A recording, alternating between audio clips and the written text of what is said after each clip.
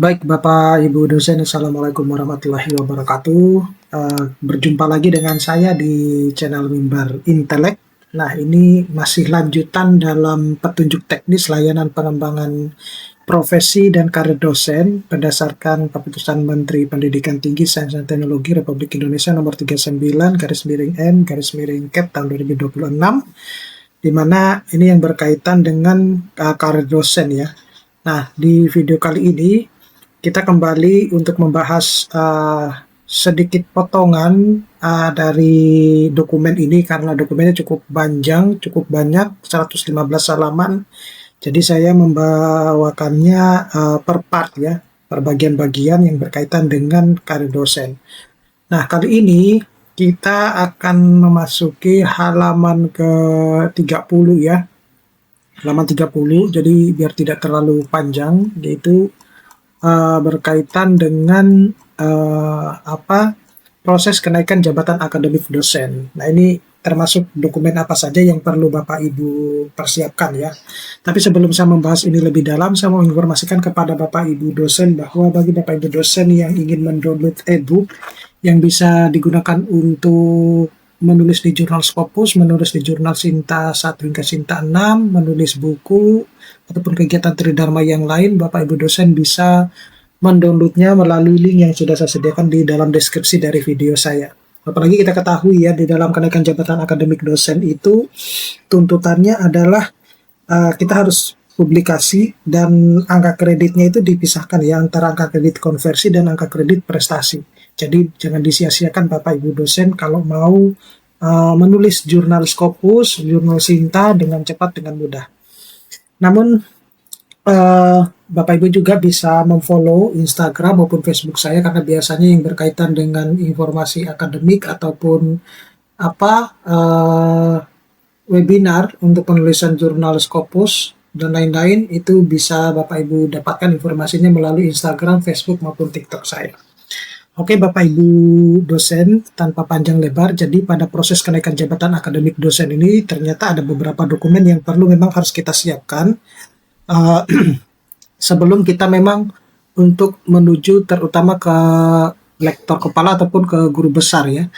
Jadi proses kenaikan jabatan akademik dosen tetap itu bisa diproses berbasis portofolio melalui pemenuhan angka kredit konversi dan angka kredit prestasi. Nah, ini yang banyak ditanyakan ya, terutama untuk dosen-dosen baik PNS maupun non PNS gitu ya. Jadi sebenarnya kalau untuk yang dosen non PNS itu pemenuhan angka kreditnya itu memang ada angka kredit prestasi ya, tapi tidak diimbangi dengan angka kredit konversi. Nah, berbeda dengan yang angka dosen-dosen PNS ya, karena kalau mereka itu harus menyusun SKP sehingga ada angka kredit konversinya. Nah, karena ada angka kredit dan angka kredit konversi dan angka kredit prestasi untuk kenaikan jabatan dosen PNS, dosen tetap PTN BH, dan dosen tetap PTS atau PTS keagamaan. Penilaian syarat khusus dan syarat khusus tambahan sesuai dengan ketentuan peraturan perundang-undangan.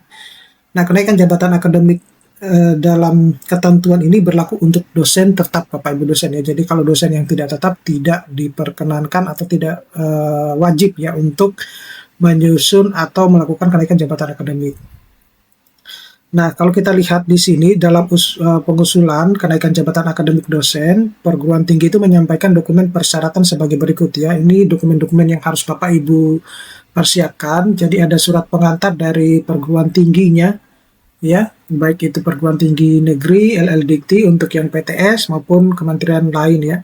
Kemudian surat pernyataan pimpinan perguruan tinggi yang menyatakan kebenaran dokumen, integritas akademik, dan bertanggung jawab terhadap proses pengajuan sebagaimana dimaksud dalam format surat pernyataan pimpinan perguruan tinggi.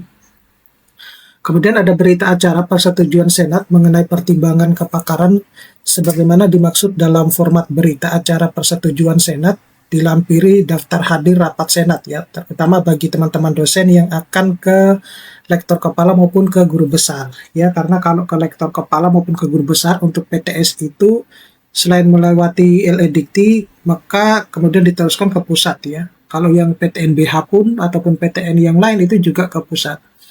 Kemudian ada berita acara persetujuan tim komite integritas akademik ya perguruan tinggi yang atau sebutan lain sebagaimana dimaksud dalam format berita acara persetujuan oleh tim komite integritas akademik dilampiri daftar hadir rapat tim komite integritas akademik. Ini yang bertugas menilai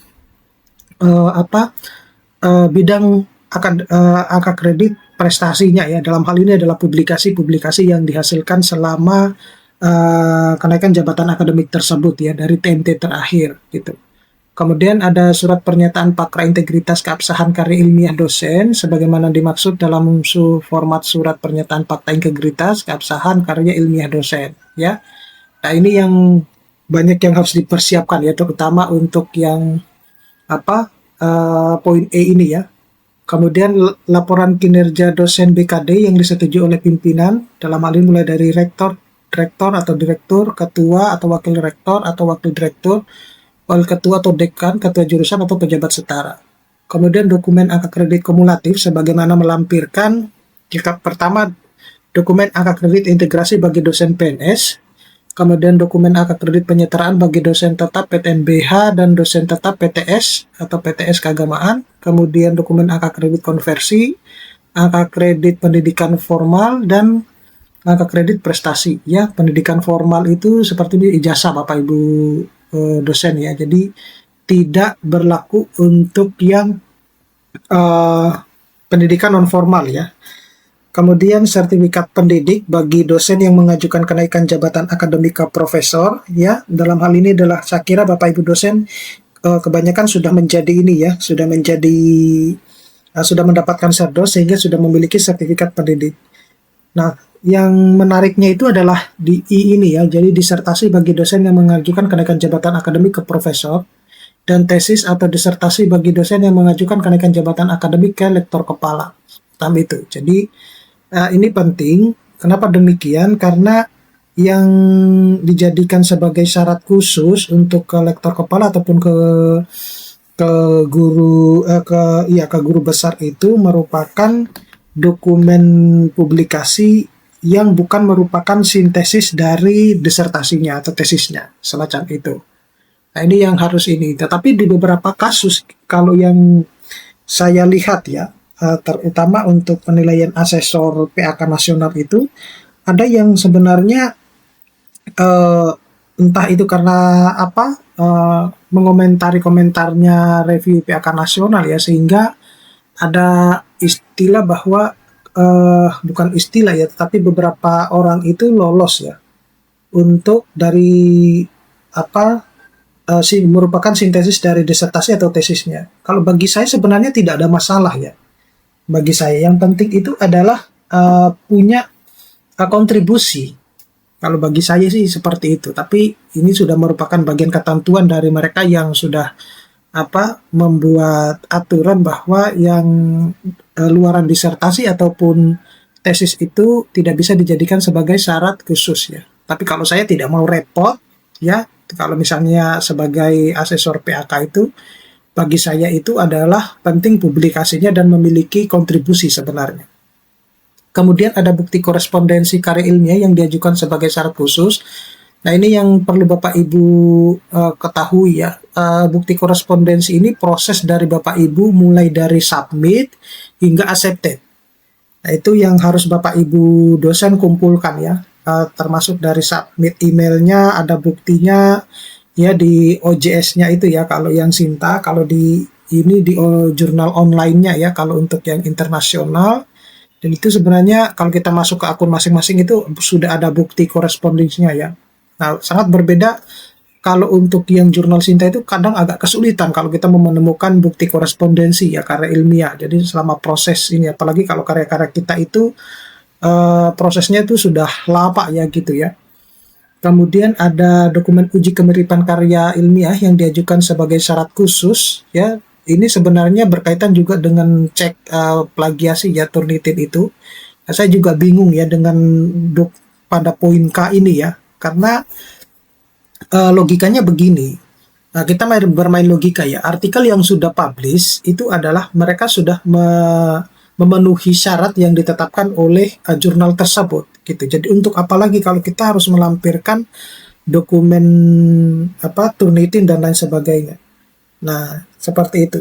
Nah, saya sejujurnya untuk artikel internasional saya itu saya tidak pernah pernah mengeceknya di Turnitin ya, karena saya tahu jurnal internasional itu punya cek plagiasi tersendiri seperti itu. Nah, kalau di kita mungkin familiarnya adalah Turnitin ya.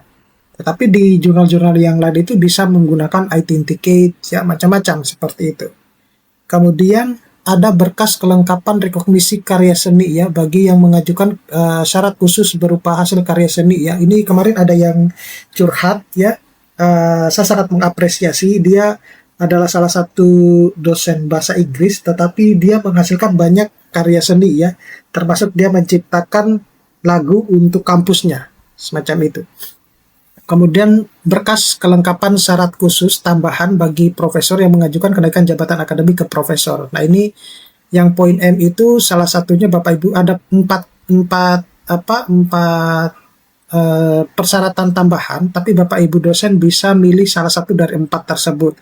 Nah, salah satunya itu bisa menjadi reviewer di jurnal internasional atau menjadi penguji ya di membimbing mahasiswa doktoral semacam itu, pernah mendapatkan hibah kompetitif ya semacam itu adalah bagian dari syarat khusus tambahan ya, itu milih dari empat itu milih salah satu seperti itu Bapak Ibu dosen. Oke, saya kira cukup sekian biar tidak panjang lebar. Nanti kita akan bahas untuk video berikutnya yang syarat khusus ya dan syarat khusus tambahan untuk ke lektor kepala maupun ke guru besar. Ya, sampai ketemu pada video-video berikutnya. Saya Iri, Assalamualaikum warahmatullahi wabarakatuh.